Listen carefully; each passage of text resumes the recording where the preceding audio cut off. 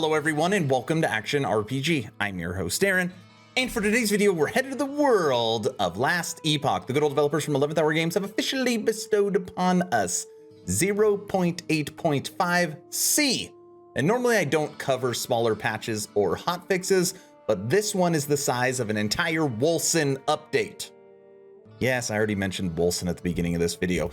Anyways, there are some significant changes that have come to the game with this C update, and we're going to discuss them in 1 second. First, we're almost done with March. My birthday's in March. I'm hoping for a late birthday present. You make the decision, only if I deserve it, to push that little red button. I'd really appreciate it. Helps push the channel forward in 2022. On top of that, I've officially started a Patreon. Thank you to the first 33 people that have signed up. Become an instant ARPG VIP and get Patreon exclusive content. We just put up podcast number 8. First link in the description. All right, as always, I will share my thoughts. Please feel free to share yours in the comment section below.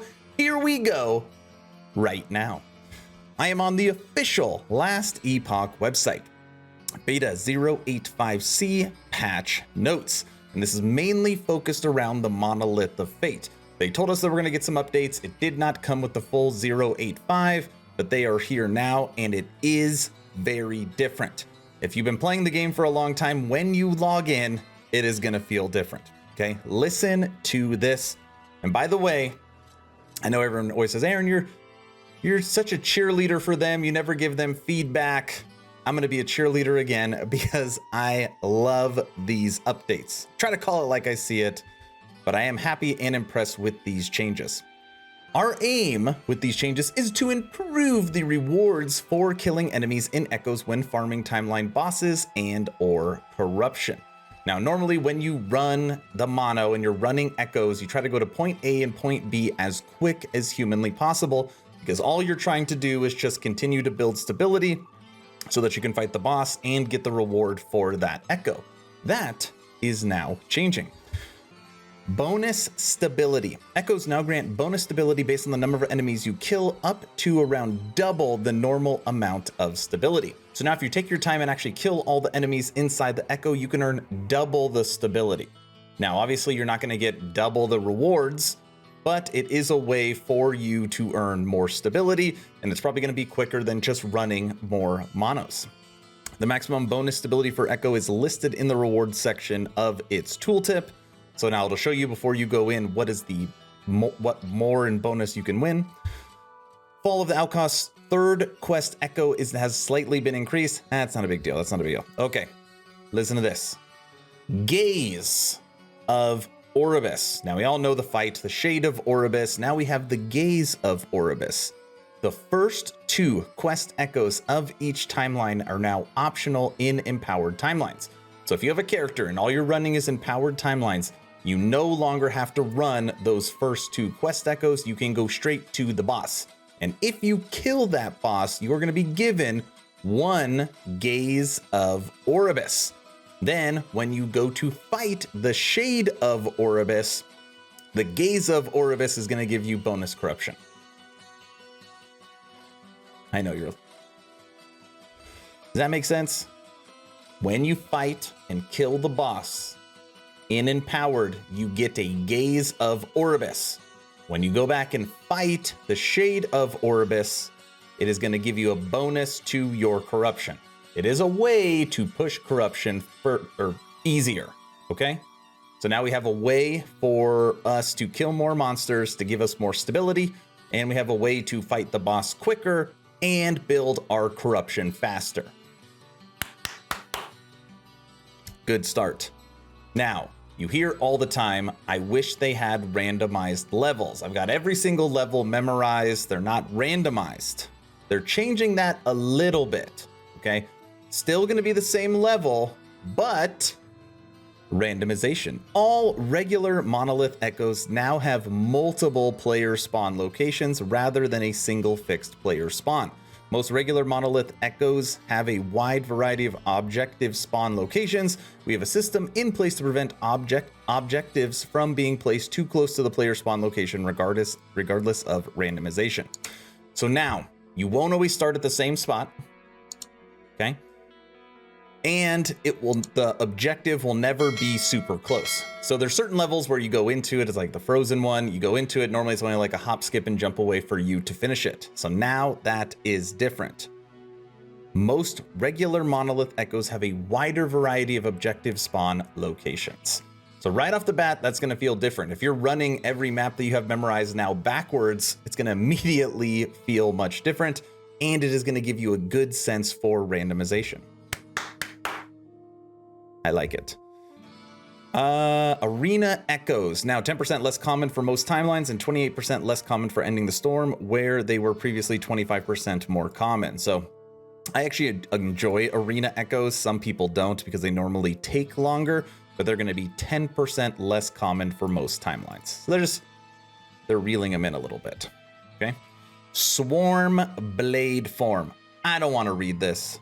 You don't want to read this. I'll link this in the description, but ultimately this is what's happening. They're giving a huge boost to Locust. And a lot of people don't know this, that Swarm Blade has had some broken mechanics. They have had some broken mechanics, and they are trying to fix that now. Okay? Locust Swarm, all this stuff, it's broken. Anyways, 12 seconds from 9, you're limited to 12. Locust deal 50% more damage. 50% more damage. Hive summon cost 122% more frequently. The summon hive skill, 35% cast speed. The summon hive skill has 5% cooldown. You are limited to 3 active hives, up from 2. So Locust should be pretty gnarly. And Locust Swarm, which is what was broken, you are now limited to a single active Locust Swarm. You can no longer stack them on top of each other. That is really what the big fix is. Okay? I don't want to read the rest of this. Now, other changes. Using a skill that requires an accessible target location, such as a movement skill while targeting in an inaccessible location, now cast the skill at an accessible location near the target. Previously, the skill would fail entirely. This is something that people have asked and brought up to Mike during multiple dev streams on Friday. You go to use Shield Rush, you go to use any movement skill, but you click outside of the map, it does not work. It has to be a clickable area. Where now it's going to take that unclickable area, move to the most clickable area, and then move you there.